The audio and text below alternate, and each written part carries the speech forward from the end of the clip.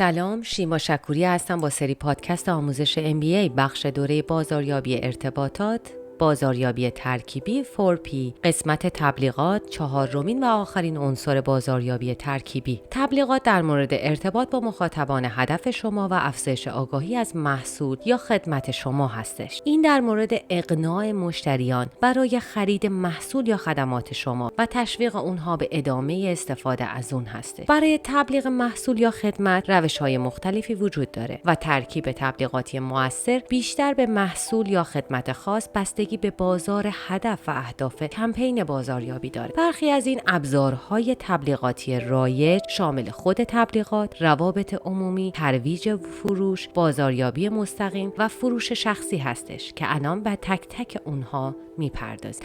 تبلیغات یک شکل پرداختی از ارتباط معمولاً برای تبلیغ محصول یا خدمات استفاده میشه. این یک عنصر کلیدی در ترکیب تبلیغاتیه و میتونه برای افزایش آگاهی، ایجاد علاقه، تولید فروش یا ایجاد وفاداری به برند مورد استفاده قرار بگیره. تبلیغات میتونه از طریق کانال‌های مختلفی از جمله تلویزیون، رادیو، روزنامه، مجلات، تابلوهای تبلیغاتی و وسایل حمل و نقل و سوشال مدیاها به صورت آنلاین استفاده بشه. ترویج فروش فعالیت‌های بازاریابی کوتاه مدتیه که برای ایجاد علاقه و افزایش فروش استفاده میشه. ترویج‌های فروش میتونه اشکال مختلفی از جمله تخفیف‌ها، کوپن‌ها، هدایای رایگان، مسابقات و قرعه کشی‌ها داشته باشه. ترویج‌های فروش معمولاً برای افزایش فروش در دوره‌های کم فروشی، راه اندازی محصولات جدید یا پاک کردن موجودی قدیمی استفاده بشه. فروش شخصی شامل تعاملات چهره به چهره، فیس تو فیس با مشتریانه و یک شیوه بازاریابی برای تبلیغ محصولات یا خدمات یا برندها هستش. میتونه یک ابزار مؤثر در ترکیب تبلیغاتی باشه. فعالیت‌های فروش شخصی میتونه شامل فروش در فروشگاه،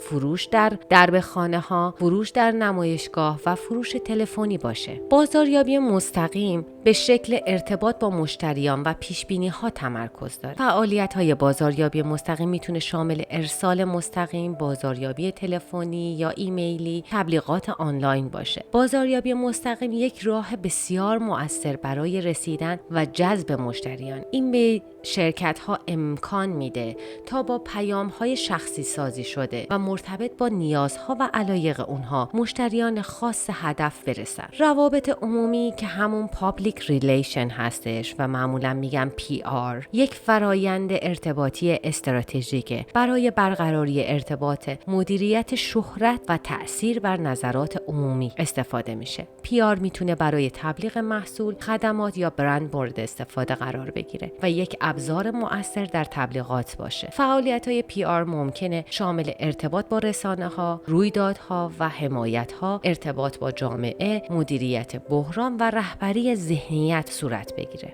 نتیجه گیری این دوره، چهارمین عنصر بازاریابی ترکیبی یعنی تبلیغات به این دلیل مهمه که به تعیین بهترین راه برای رسیدن و ارتباط برقرار کردن با بازار هدف کمک میکنه. این شامل عناصری نظیر تبلیغات، ترویج فروش، فروش شخصی، بازاریابی مستقیم و روابط عمومی داره.